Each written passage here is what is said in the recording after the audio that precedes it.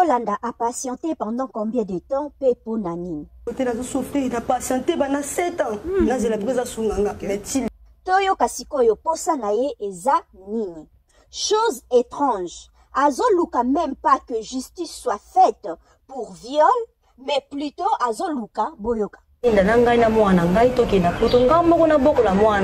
Toyo kasikoyo maman nae ayebaka to ayebaka te que sa fille a été déflorée déjà depuis l'âge de 13 ans. Écoutons.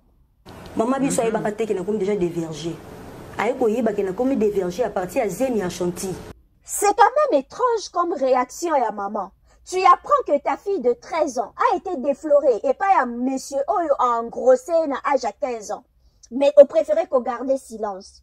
Au salier le côté et en contrepartie, pour nayo, ba bien matériel des importants, bozwa lupangu, boliaka bien, makambonion sont bien, mais viol au moins on doit subir, et zolobela le côté. Et elle-même aussi la fille, ce qu'on l'a dit émission Salaki il y a de cela quelques jours, oh Salina Saratolati, mais oh Salaki bien avant. Pour elle, partir en Europe avec sa fille des fins.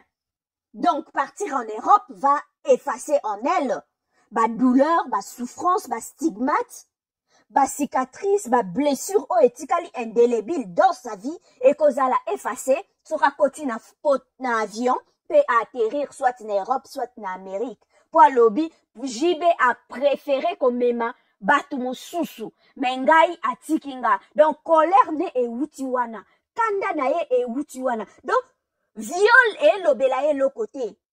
Viol a ko martelé yango makasi na émission à Saratola. Mais l'émission à Salaki Liboso a martelé qui mingi likolo a violté. Là, elle ne parlait que plus à kende poto, ba kende koboko la mwana na ye, ba privaka ye mwana na ye, ainsi de suite.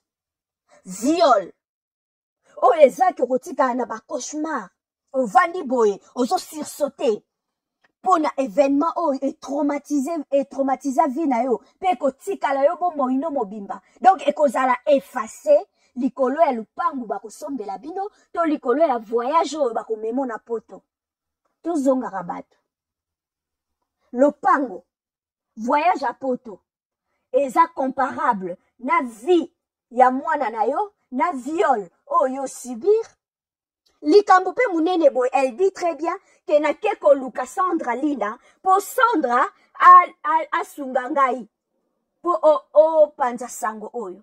Likambo monene yona mobali wana bobota mwana eza likambo ya niveau ya ba famille entre famille faut ba solo la eza likambo ya Sandra Lina te. Sandra Lina pouvait même venir après. Eza likambo entre les deux familles. Ozana ba no côté Ozana ba papa l'équité, ozana ba tata mwasité. Maman na yo, papa na yo, baza wapi. Parce que bango de feli bazwa le devant na likambo yo. Mais tu préfères coopérer, na problème ya boye, avec deux étrangers. Que être accompagné par ta propre famille. C'est quand même bizarre cette histoire.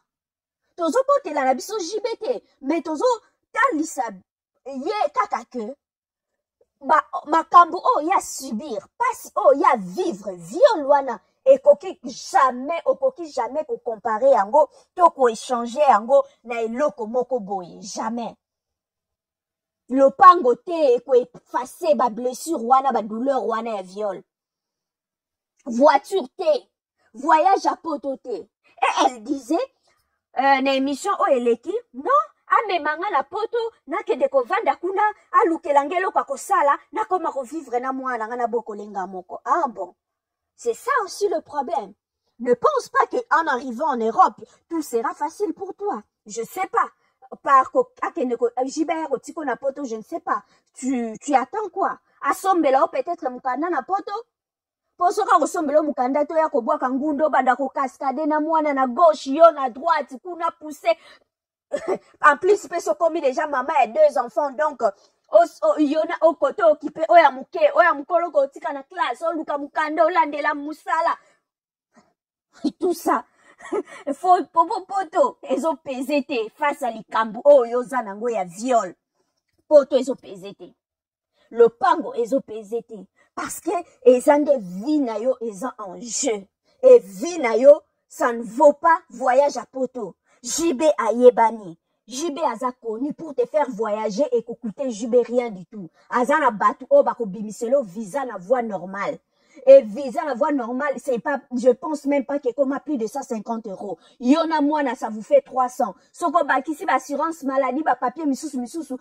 Peut-être mon atteindre la ne coûte même pas plus de 10 000 €. Tant que billet avion, je pense même pas. En pona yona moana pour JB faire voyager, bino, et qu'on coûte JB au-delà, peut-être il y a 6 000 €. Ça peut coûter même 5 000. Ah, mais il y en a moins en Europe. La voie normale.